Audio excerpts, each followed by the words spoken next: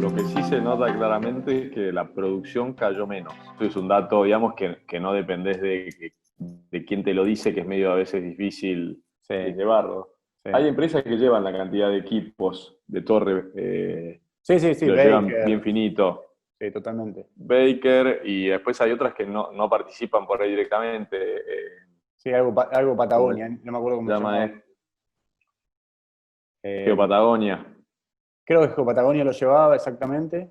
Eh, Geopatagonia. mm, Después, no me salió ahora la empresa, que alquila generadores y tiene un Zulear lleva Soler, bien la cantidad de equipos de torres siempre. La gente de sí, Tenaris siempre lleva la cantidad de equipos de torres. Y totalmente. nosotros vemos porque vendemos el cemento petrolero, Sí, es el cemento que lleva los pozos para cementación de pozos, el cemento lo vendemos nosotros. En la cuenca del Golfo todo lo vendemos nosotros y en la cuenca neuquina la mayor parte. wow, ok, Y en cuanto a perforación de pozos, te diría que la cuenca neuquina se reactivó un poquito más que la cuenca del Golfo. entiendo lo que Y decís. yo lo veo porque si no, viste, en la cantidad de cemento que llevaban y la cantidad que llevan, pero sí en la cuenca del Golfo están con proyectos de polímeros, de recuperación terciaria, o sea, no es la única forma de invertir en un yacimiento perforar pozos. Está bien, ahí Y ahí como, sí, sí, perdón, perdón. ahí hay un interés grande en la cuenca del Golfo y hay un desarrollo importante. Manantiales Ver, no sé si estoy equivocado, pero creo que está en los máximos de producción históricos. Si no está ahora, estuvo hace muy poquito. Sí, Histórico desde que arrancó el yacimiento. por los proyectos de recuperación terciaria que le levantaron a un 4, un Sí, 5% el factor de recuperación en esos campos, es cierto eso. Ahora, para tener como un puntapié inicial, si vos tuvieses que definir el escenario actual de la cuenca del Golfo, que es una cuenca que ustedes conocen bien, o que tiene una base que no sé hace cuánto, 40, 50 años que están ahí, digamos, pero ¿cómo lo definirías? hace 100. ¿100 años que están en la cuenca del Golfo San Jorge? Y la empresa nació ahí, y así que Wow, nació en kilómetro 8 y el año en 2021 cumple 100 años. Así impresionante, que impresionante. yo diría que es importante lo que destacás de que la cuenca no ha recibido subsidios y a pesar de eso sigue recibiendo inversiones.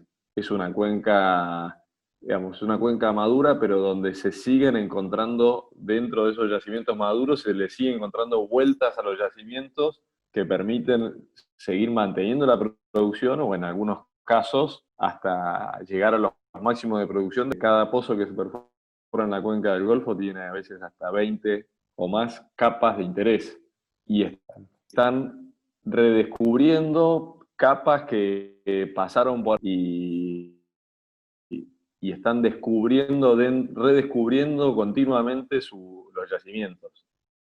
Y es donde quizás la técnica de ingeniería aplicada al petróleo, de reservorios y la geología y las geofísicas siguen buscándole encontrar cosas interesantes. Hace no mucho una operadora grande encontró un yacimiento de gas en el tope de 129, unas capas con cierta permeabilidad y porosidad, lo cual le permitió generar un desarrollo gasífero importante.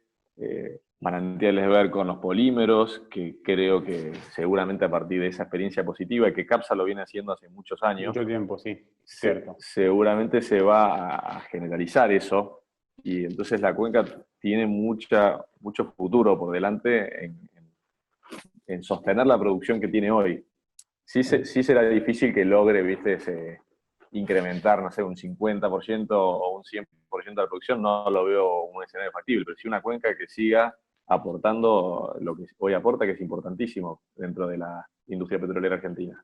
Hay algo que decías vos que me parece que está muy interesante y no sé hasta qué punto el gran público lo conoce, que es esta cuestión de que la producción de hidrocarburos de la cuenca del Golfo San Jorge se mantuvo, si bien seguramente tiene una meseta decreciente, pero se mantuvo pese a que obviamente la actividad bajó considerablemente. Bajó considerablemente. Eh, y cuando uno mira la cuenca neuquina, para trazar un paralelismo, como tiene la oferta viene de campos no convencionales que tienen tasas de declino mucho más elevadas, de un 20, un 30% por año, uno ve que en una crisis como esta, la resiliencia de la cuenca del Golfo San Jorge es mayor que la cuenca neuquina porque la producción te cae si no metes más CAPEX para perforar nuevos pozos. Continuamente. Es Eh, así. eso es así, digamos. Eso es así, eso, digamos, no hay mucho.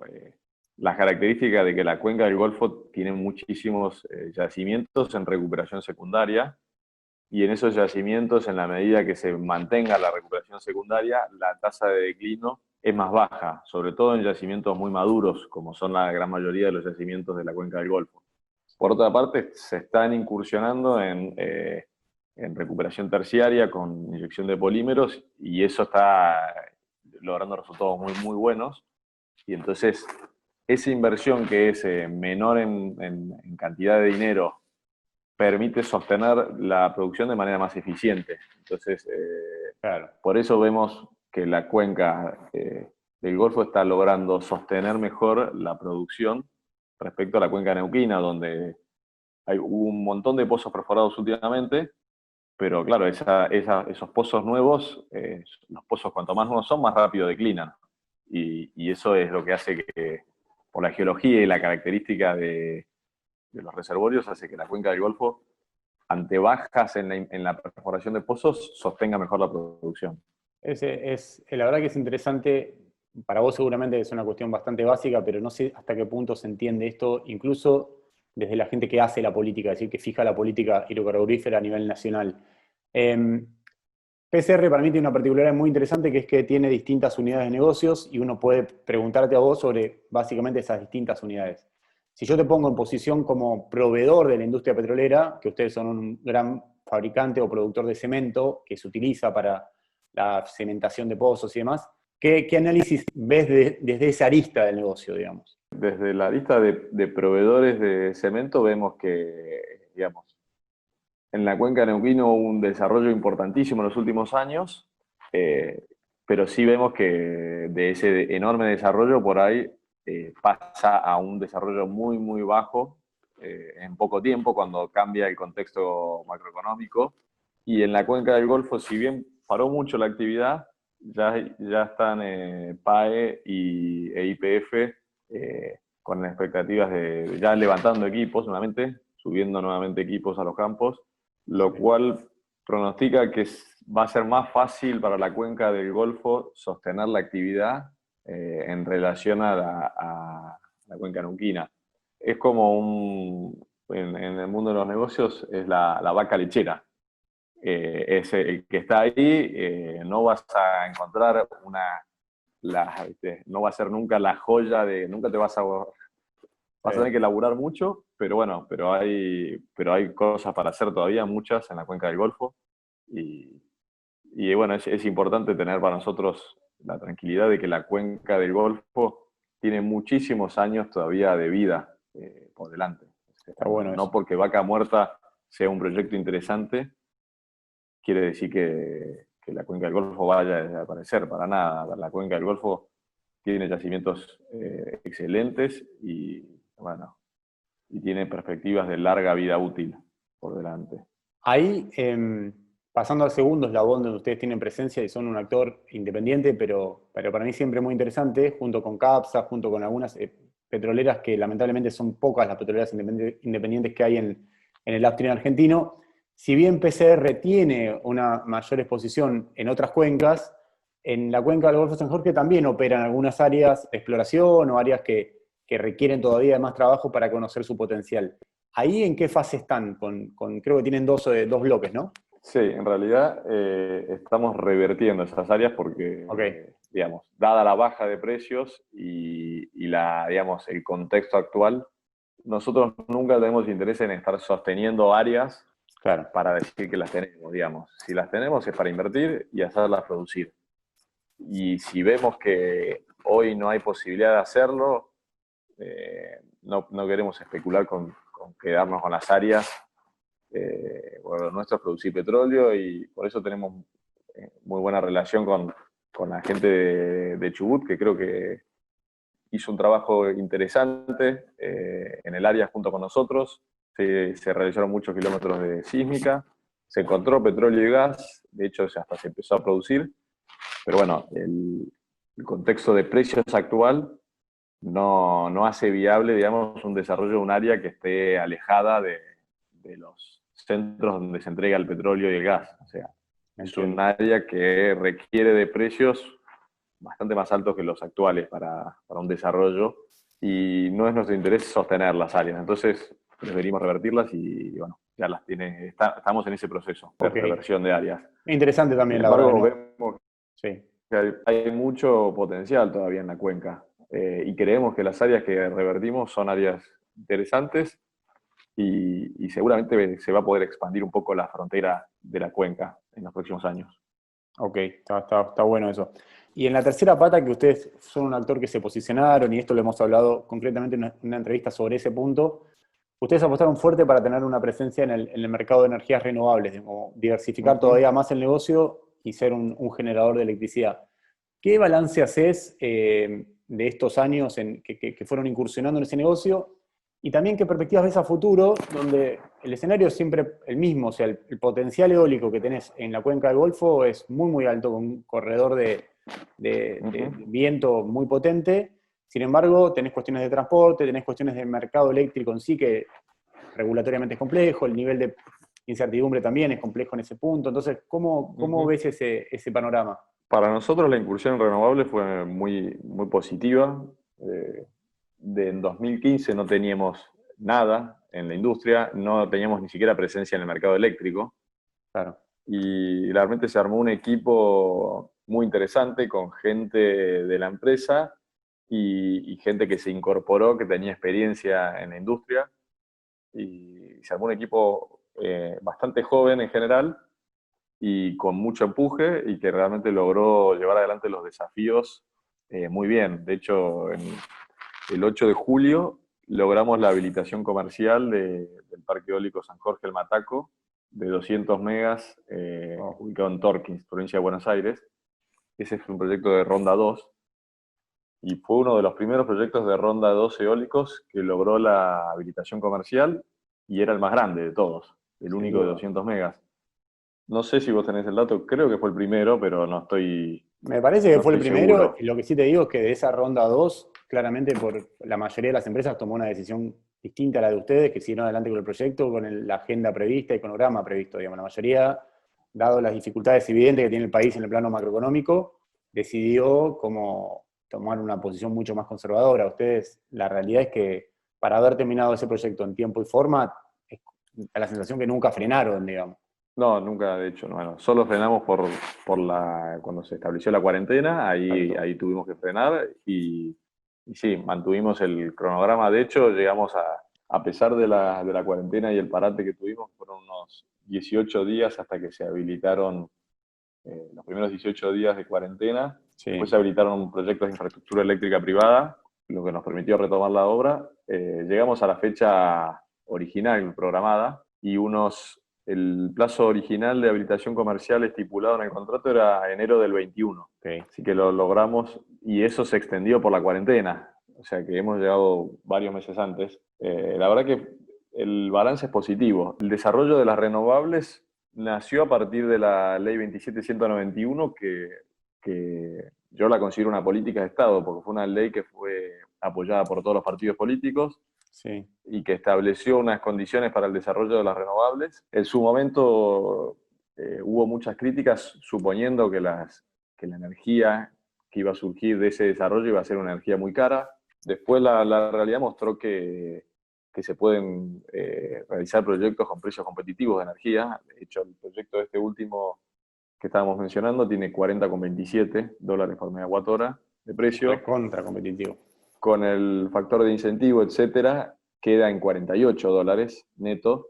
Es un precio competitivo dentro de los costos medios del sistema eléctrico argentino, Y los costos de del mercado financiamiento eléctrico también de argentino. Argentina, digamos. Y dado la bondad del recurso eólico que tenemos en Argentina, esos proyectos se pueden realizar con esos precios, digamos, a pesar de que el costo del financiamiento en Argentina es bastante alto. O Sí, sí, sea, es si cierto. nosotros lográramos un costo de financiamiento bajo, estaríamos viendo costos de energía renovable en Argentina que serían bajísimos. La verdad es que el capital es el principal insumo en la matriz de costos que tienen las renovables. Sí. Pero bueno, esa política de Estado fue muy positiva porque logró que muchas empresas creamos en que esto iba a ser algo que se iba a sostener, a pesar de cambios que pueda haber de bandera política en el gobierno, digamos. Y por ahora vemos que eso se está cumpliendo, o sea, vemos de manera muy positiva que sosteniendo esa ley como una política de Estado. Hay una cuestión que siempre quise preguntarte, no sé si alguna vez lo hablamos en alguna entrevista pasada. Ustedes tienen presencia obviamente en el sector de upstream, son productores de petróleo y de gas, con lo cual conocen bien la estructura de costos de extracción de gas, sobre todo en campos convencionales, que es donde ustedes tienen presencia. ¿Por qué nunca se integraron en el sector de termoeléctrico, digamos?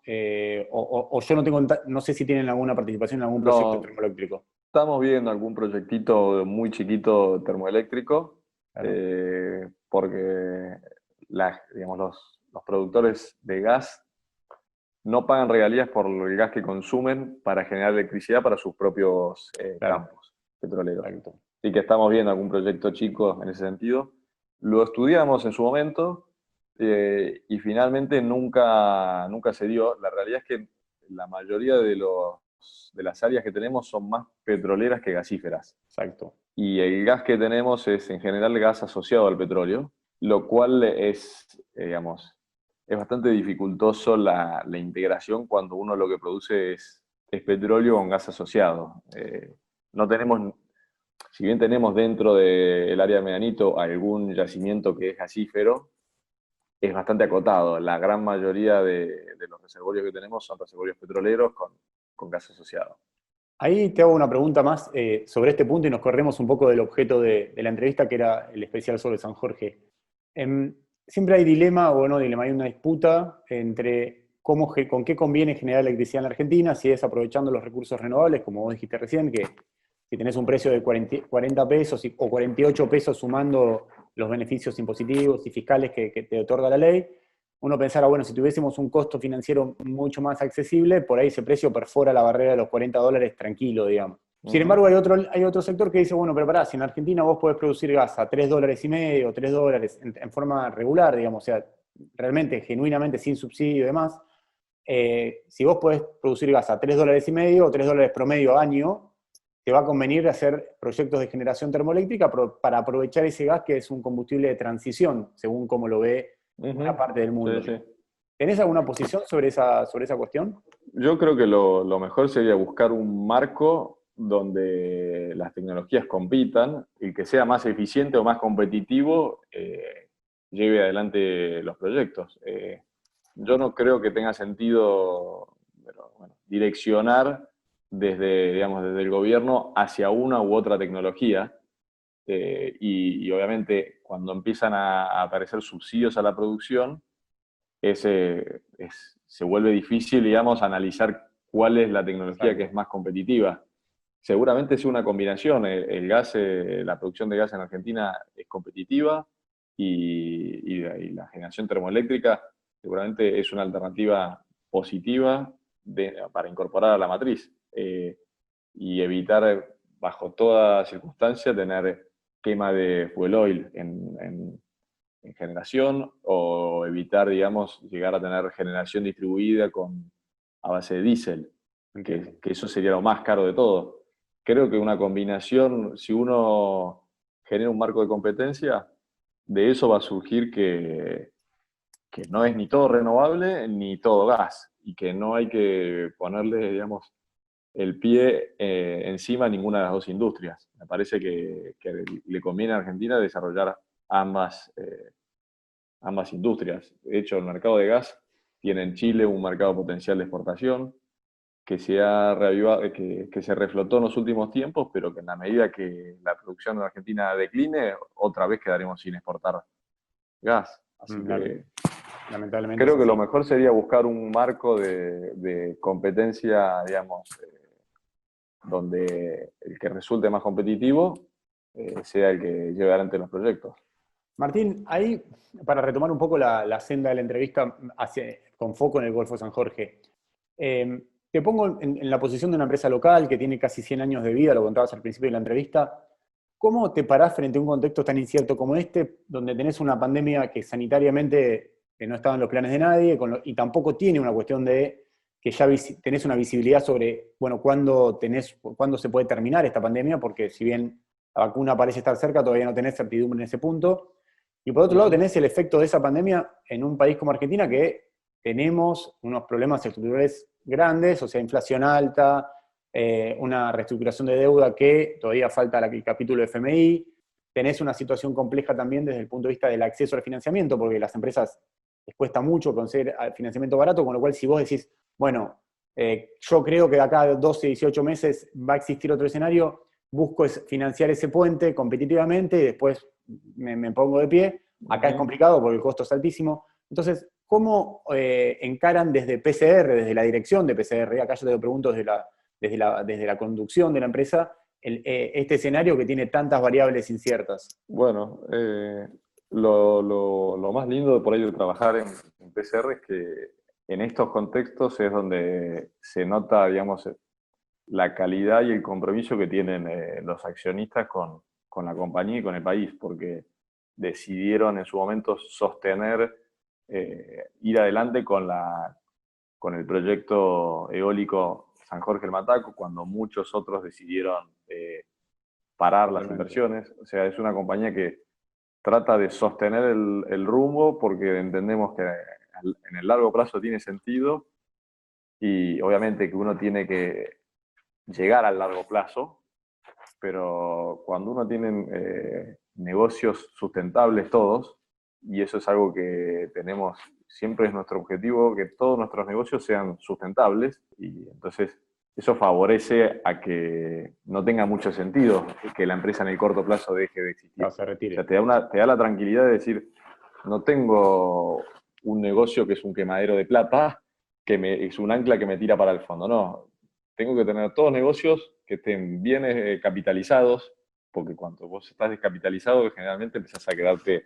atrasado en tecnología, empezás a tener costos más altos, y esa decisión permanente de seguir estando, digamos, en la vanguardia y no quedar relegado, que los negocios no queden relegados, hace que sea mucho más fácil después lograr el compromiso de toda la gente para atravesar estas situaciones.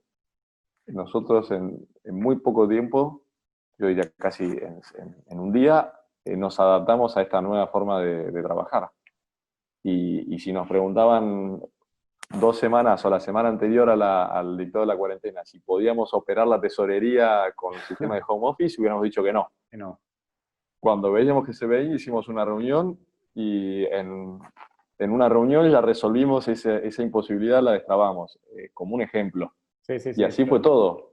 El compromiso de nuestra gente permitió que eh, las operaciones pudieran, tuviéramos la suerte de tener negocios que han sido esenciales, digamos, la gran mayoría desde el primer día.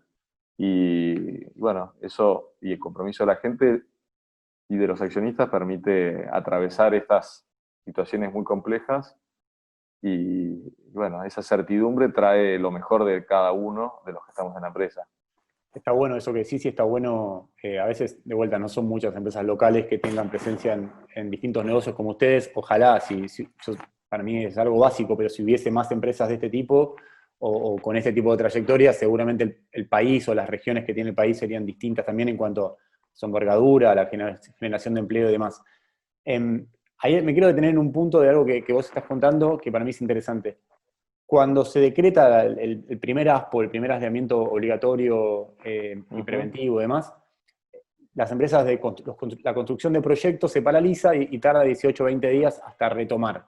Pero cuando retoma, también retoma con costos de construcción más altos, porque logísticamente te va a costar más, porque la gente tenés que moverla, que la movías en una combi, tenés que usar dos combis, los Ujú. turnos, por ahí tenés que aplicar controles o demás que encarecen la operación, perdón. ¿Eso lo vivieron o dentro de todo pudieron controlarlo? Digamos, en la afectación nuestra, logramos, la verdad que tenemos muy buen diálogo con el sindicato. Nosotros tenemos un sindicato de empresas en la fábrica de Sí. cemento y, y la verdad que rápidamente logramos acuerdos de cómo adaptarnos a esta realidad. Obviamente tuvimos que realizar, porque estuvimos prácticamente sin actividad, tuvimos que realizar suspensiones con goce de haberes, con una pequeña reducción en el sueldo, y tuvimos el compromiso de la gente de apoyarnos en en esa medida que es muy antipática y muy desagradable, pero que era necesaria para poder atravesar la situación. Claro. Y asegurar la continuidad de las operaciones de la empresa y de esa manera preservar el empleo. Y la verdad es que el objetivo se está cumpliendo. En cuanto a cambio en la estructura de costos, estamos realizando controles, digamos, en ingreso de todas las plantas, hacemos control de temperatura y dependiendo de la situación en la cual se esté viviendo, hacemos también control de olfato. Por ejemplo, ahora en Comodoro Rivadavia estamos haciendo un test de olfato al ingreso porque en Comodoro hubo un incremento de los casos importante a partir de unos 45 días y desde ese momento decidimos poner test más rigurosos. Con la gente logramos algún acuerdo de que se muevan por sus propios medios con algún reconocimiento de combustible y que la gran mayoría, todos los que puedan hacer el trabajo desde su casa lo hagan, lo cual acota mucho la cantidad de gente en la administración, en recursos humanos, en sistemas. Y bueno, la gente obviamente que tiene que ir a la fábrica, esa no hay mucha manera de que haga home office. Esa gente, muchos se están moviendo por sus propios medios, con un reconocimiento, y eso, digamos, esos sistemas, cuando uno tiene flexibilidad, diálogo y adaptabilidad, encuentra la manera de que esto que le pega a todo el mundo, te pegue menos.